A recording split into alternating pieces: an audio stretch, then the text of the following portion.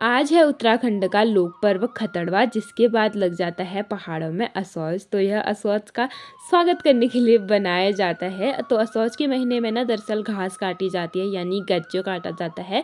तो मैंने थोड़ा पहले से ही काट दी थी क्योंकि मुझे बहुत ज़्यादा काटनी होती है। तो धीरे धीरे जब हम काटे रहेंगे तभी हम दिवाली तक ना काटेंगे, क्योंकि ये बहुत लंबा चलता है घास काटना। तो यहाँ पे को मैंने छुपा रखी थी घास, ताकि ये भीगे ना। उसके बाद मैं कुत्ते के साथ खेलने लगी थी, तो फिर दादी भी आ गई थी घास बांधने के लिए जो हमने काटी हुई थी। तो दोनों मिलके इस घास को बांध रहे थे। और आज खतड़वा के दिन मैंने लुट्टा भी बना दिया था। तो लुट्टे का मतलब होता है घास को इकट्ठा करने वाला, जिसमें ना पानी नहीं जाता, एकदम सेफ रहता है वो। तो दादाजी को थकान लग रही थी तो वो आराम से बैठ भी जा रहे थे लुट्टे पर ही। और ये देखो कितने खतरनाक तरीके से बना रहे हैं। तो ये है पहाड़ के मैन दोस्तों। लेकिन मेरी यहाँ हालत ख़राब हो गई थी क्योंकि हम लगातार काम कर रहे थे ना।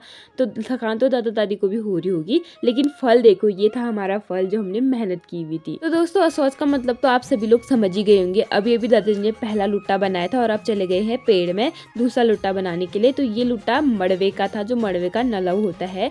तो ये सब ठंड में काम आता है और पेड़ में इसलिए रखते हैं ताकि ये भीगे ना।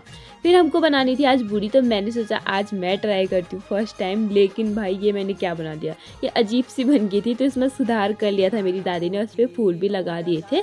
फिर दादाजी आ गए थे यहाँ पे को बूढ़ी बनाने के लिए, जो कि सबसे मेन होता है खतड़वा के दिन। और दादी पूरा फूल का गुलदस्ता ही तोड़ के लेके आ गई थी यहाँ पे को। तो दादाजी ने इसमें थोड़े बहुत फूल लगा दिए थे, लेकिन मैं इतने में खुश नहीं हुई। मैंने कहा पूरी इसको डेकोरेट कर लेते हैं। तो मैं लग गई थी इसमें ढेर सारे फूल लगाने में।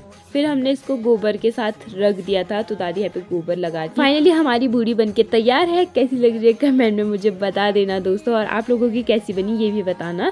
तो यहाँ पे को हमें थोड़ी सी घास बांधनी थी, तो मैं चली गई थी। अंधेरा भी हो गया था, लेकिन बांधनी थी क्योंकि बारिश की डर रहती है रात को। तो अब बारी थी गौशाला से बूढ़ी को भगाने की। तो खतड़वा के दिन ना गौशाला से बूढ़ी को भगाते हैं और इसको जो घर का गेट होता है वहाँ पे को जला देते हैं। और आज के दिन ना गाय को बहुत ज़्यादा घास खिलाते हैं, पता नहीं क्यों, लेकिन उसको पेट भर के खिलाते हैं। फिर जो गौशाले में मकड़ी की जाल थी वो सब हमने जलाई।